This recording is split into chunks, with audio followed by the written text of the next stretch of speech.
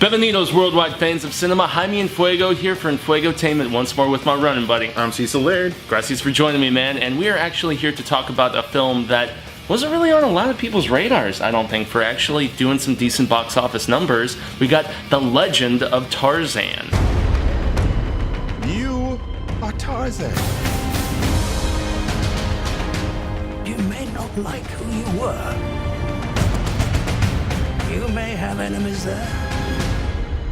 But you need to go home. Your husband's wildness disturbs me. I need you to scream for me. Like a damsel. He's Tarzan. You're Jane. He'll come for you. And that's the thing, dude. I wasn't like first to the gate to see this movie last weekend. We actually saw it the following weekend, and it overperformed at the box office. Yeah, it's for being the following weekend, it was a pretty packed theater, frankly. Yeah, and I think that maybe people underestimated the appeal of the Tarzan character to maybe older generations, perhaps. Maybe, but I think a lot of it is a lot of females going for Alexander Skarsgard. I know, but we had the loveliness of Ms. Margot Robbie to kind of counterbalance. So a little bit for everybody in this, and a more enjoyable film than I was even expecting. Not that it was amazing or anything, but it was enjoyable. And we always do bueno, malo, and feo, good, bad, and ugly here on Enfuegotainment. I thought the cinematography was beautiful. I thought that it was very well directed, first and foremost. It looked great, with the exception of a few CGI scenes that were a little sketchy. But David Yates, man, who did the last 4 Harry Potter movies, I believe. Yeah, and he's also doing Fantastic Beasts. So I thought directorially, despite some script problems, I thought the film looked fantastic, and all the on-set shooting was really tremendous. How about you, man? Yeah, I thought it looked good.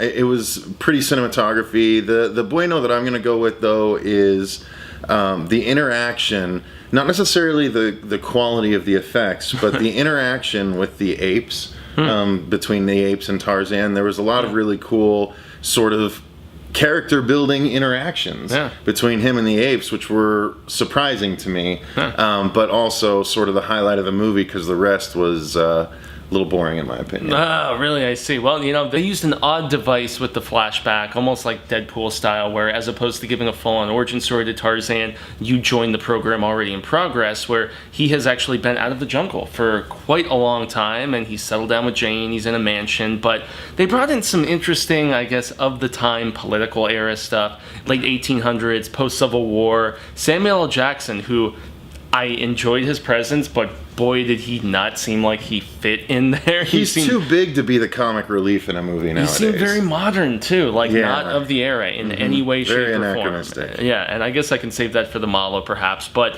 you know, goodness, I don't know. It was a very interesting retelling and then updating with sequelizing. I don't know. They were trying to push a lot of different ideas together. Sometimes it worked, and then there were others where it just seemed strange. Yeah, the only other bueno I can mention is Margot Robbie. She was really awesome, but mainly because I couldn't stop looking at her and thinking Harley Quinn, even though Suicide Squad hasn't come out yet. She's just got I'm so used to seeing her face in all those trailers, that's all I see now. But she's a gorgeous woman, she's a great actress, and it was fun to see her be like sort of the forceful Lois Lane of this world, you know, where she's like, you know, Superman's gonna come and kick your ass, and it was the very same thing with her and Tarzan. So she was a shining light. But man, I tell you what, the stuff that just kept dragging me out of it. Like this. It's not that I really didn't like it. It just was so middle of the road average for me that it was completely forgettable. I'm not going to remember a thing about this, I don't think, in 6 months, outside of maybe those ape interactions and Margot. But the actual story was long and tedious and not interesting enough to sort of keep me invested in any way. So I'll go with that for my main MALO. Okay, so as we delve further into the MALO and the bad stuff, I gotta say, Christoph Waltz, an amazing actor. Same damn character. Yes, I know. And yet the fact that less underutilizing charismatic, his talent, in my I think. opinion. Less charismatic than in anything else he's been in this movie. Very subdued. It almost felt to me like he was doing his best impression of the guy from Raiders, who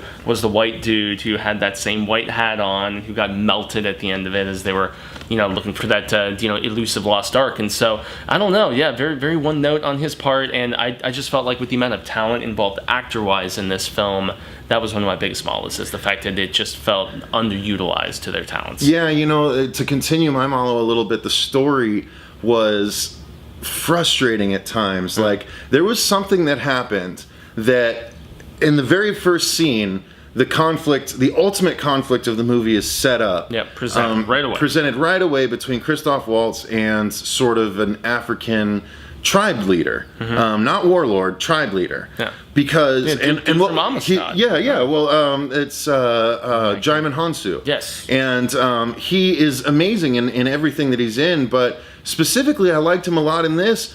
But the reason I bring it up as a problem is because in the story they set him up to be this guy seeking revenge on Tarzan, and it's like, oh, well, clearly he's going to be the bad guy. Him and Christoph Waltz are going to be bad guys.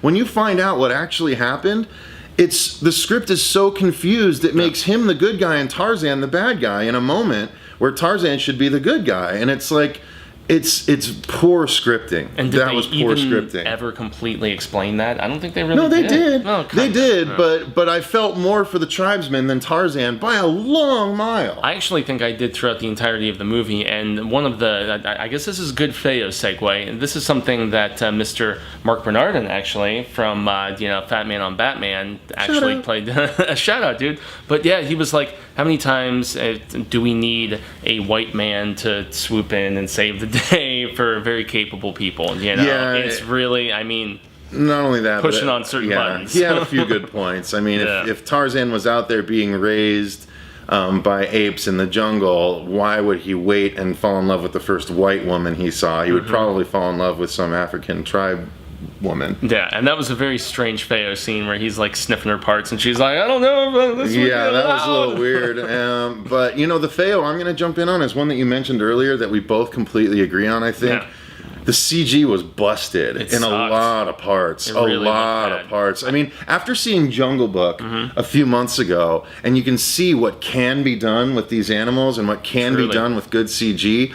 I mean, even Tarzan looked ridiculous at parts. Like, and I wasn't even thinking that CG. I was thinking the part where they're like jumping and swinging through the vines and doing all that that's stuff. what I'm referring to. Oh yeah, Tarzan, yeah. Man, the trees looked so fake, and it all looked so green screen. Especially, I mean, Samuel L. Jackson. He had some ugly laughs for me. There was one about eating some ants, and there was also some just a few other bits of humor that were ugly enough and dumb enough to make me chuckle. But yeah, beyond that, his character felt very out of place, especially in those. He was literally Rob CGI Schneider scenes. From Judge Dredd. Like, it was ridiculous how sidekicky he was in this, and he does not. Especially he doesn't work as that role anymore. Yeah, and also for a war-ravaged and hardened Civil War veteran and everything, and with this story to tell. But he's chock full of humor for the right situation, I guess. Yeah. So I mean, it was a little mixed bag of everything in this film. Can we really recommend anybody rushing out to see this? No, theater, no, definitely not necessarily. No. Even the action got congested and confusing because there was so much CG that they had to keep it congested and confusing and really close in on the actors, so you couldn't see the problems with the actual CG, and it just took away from the actual film so much. Oh yeah, and there was actually a really interesting array of animals that I felt the ugly would be the ugly that I didn't get, when there's some crocodiles that show up at one point near the hippos, wildebeests. Yeah, and yet they didn't seem as intimidating as, at least in action, in comparison with the way that they look. Right. So, yeah. Yeah. So, yeah, I agree. Completely mixed bag. I mean, if you're a huge Tarzan fan of old, maybe it's worth it for you, but definitely I wouldn't say it's worth rushing out to the theater to go see. Exactly right. So I'm going to concur with Cecil on this one. I guess it's kind of a consensus. Legend of Tarzan, nothing much to say beyond that. But we have a lot to say. But the man from True Blood, oh my lord! And he had those abs; they were so sexy. Had like a 12-pack. Those pecs and abs. Yeah, dude looked good. He did. Hey, he put in his work. He did. He put in his work. Well, I mean, we know those actors work out like 8 hours a day when they do. They do 2 a days, days, and they eat the most ridiculous, like, tiny bit of fish and steamed broccoli and all this crap. Props, I guess, if you're going to be. Hey, I'm trying to get into it myself. So hey, If it means I'll land Margot Robbie kind of person, then I will stick to that meal plan. Those lips were very pouty. She was gorgeous. I'm going to extend a grande gracias to everybody watching this, all the film fans.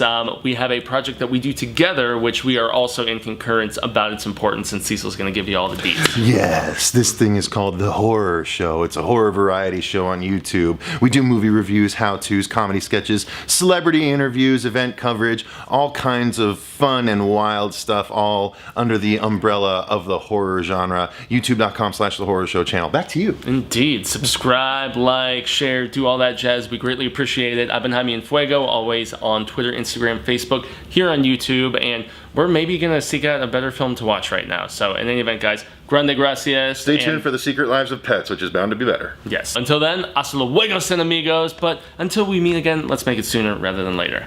Peace.